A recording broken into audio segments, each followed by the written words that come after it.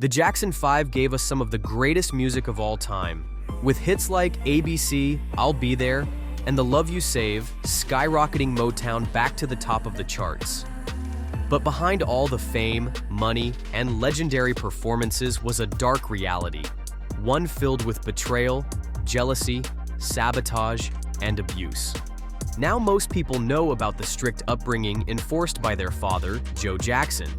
But what many don't realize is just how deep the issues ran, especially between the brothers. Jermaine Jackson in particular has been open about the behind-the-scenes tension, and let's just say, it's not a pretty picture. Let's get into it. By the mid-70s, the Jackson 5 were at a crossroads. They wanted more control over their music, more royalties, and a chance to break free from the tight grip of Motown. So, they made a bold move, switching to Epic Records. Well, all except Jermaine. See, Jermaine was married to Hazel Gordy, the daughter of Motown's founder Berry Gordy, and he refused to leave. Well, let's just say that Jermaine's absence wasn't the only thing that put a strain on the group, because he also had a rivalry with Michael Jackson that is not talked about enough. In 1991, Jermaine even released the single Word to the Bad, a clear diss track towards his younger brother. The song contains lyrics attacking Michael's plastic surgery and self-centered attitude. But Jermaine, however, claimed he did not write the song as a diss track and never feuded with his younger brother. He said that the only reason he wrote the song, and it came from the bottom of his heart, was to help his little brother get a grip on reality. But we later learned that what prompted Jermaine's anger and the song was when Michael asked producer duo L.A. Reid and Kenny Babyface Edmonds to work on some music with him after Jermaine had already planned on working with them. This decision didn't just separate him from the group, it caused serious tension within the family. Fans at the time blamed Jermaine's absence for the group's struggle to maintain their previous success, but Jermaine himself had no regrets. He defended his choice, saying that Motown had done everything for them and that he owed his loyalty to the label.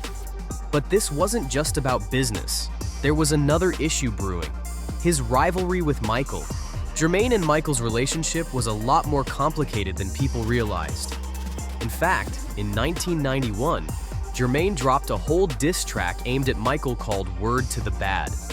And it wasn't subtle. The lyrics took jabs at Michael's plastic surgery, his attitude, and his success. Now, Jermaine later tried to play it off, claiming he wasn't actually feuding with Michael and that the song was just him trying to help his little brother. This is something that Jermaine actually also said about Michael. Put him in the group and it was over. I was the lead singer first.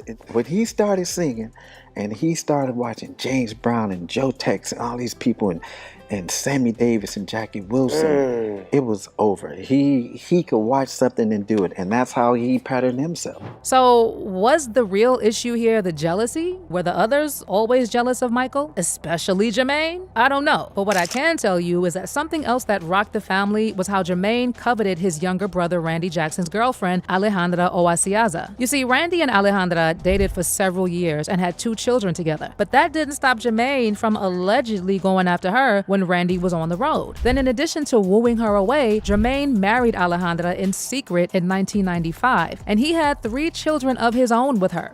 But behind the scenes, it was clear that there was jealousy involved. Family friend Stacey Brown even recalled Jermaine saying, "That should have been me," when talking about Michael's success. LaToya Jackson also backed this up, saying that the rivalry between the brothers was very real. See, the entire family knew that Michael was the star.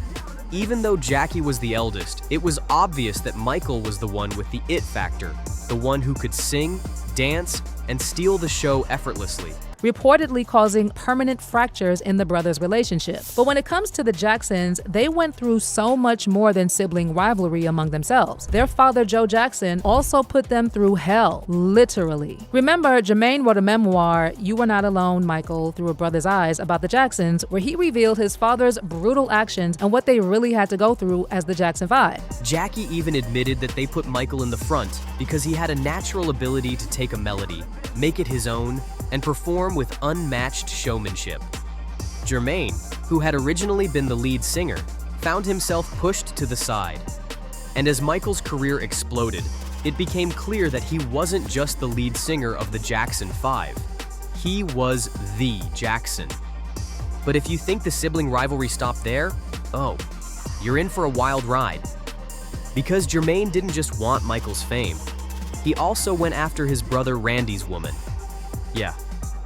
Jermaine married Randy's ex-girlfriend Alejandra Oaziaza after secretly dating her behind his back. And not only did he steal her away, but he also had 3 children with her after she had already had 2 kids with Randy. If that isn't the ultimate betrayal, I don't know what is. And reportedly, this caused a permanent fracture in the brothers' relationship. But as wild as that was, nothing compares to what Joe Jackson put his kids through. Joe wasn't just a tough father, he was ruthless.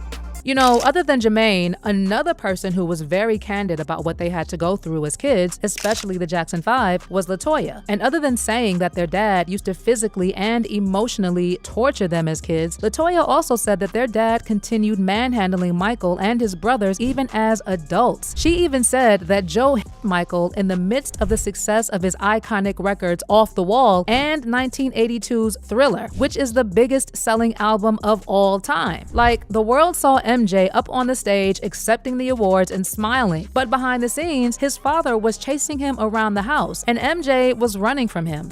Jermaine revealed that growing up in a Jehovah's Witness household meant that they never celebrated birthdays or Christmas.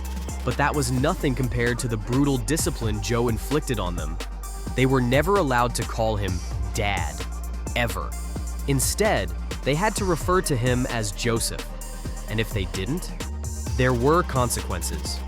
Joe forced them to rehearse for hours every single day, sometimes using belts, cords, and even tree branches to punish them if they made mistakes. Michael, in particular, suffered the worst of it. He later revealed that his father would insult him constantly, calling him Big Nose and telling him he was ugly, which likely played a huge role in Michael's later obsession with plastic surgery. In one heartbreaking interview, Michael admitted that just being in the same room as his father would make him physically sick. That's how deep the trauma went. But Joe's cruelty didn't stop, even when the boys became famous. LaToya Jackson revealed that even after Michael's Thriller album had broken records and made history, Joe was still physically attacking him. Michael even said that as an adult, his father chased him around the house, trying to hit him. And if you thought that was bad, just wait. Because what Michael's older brothers did was even more disturbing. While they were on tour, Jermaine, Tito, and the others would bring women back to their hotel rooms and hook up with them, sometimes with Michael in the same room. And Michael, being just a kid, would lie there pretending to be asleep, while these grown men were doing their thing next to him. At one point, he even snapped and told his brothers, "Nice, now will you please go to sleep?" Imagine growing up in that environment. It's no wonder Michael spent his whole life trying to reclaim the childhood he never had. The trauma these kids endured followed them for years. And while the Jackson 5 became legends, their success came at a huge cost. Of course, there's so much more to the story: sabotage, jealousy, and betrayal that continued for decades. But what do you think? Do you believe Jermaine was really jealous of Michael? And do you think the Jackson 5's legacy was worth all the pain they went through? Drop your thoughts in the comments and let's talk about it.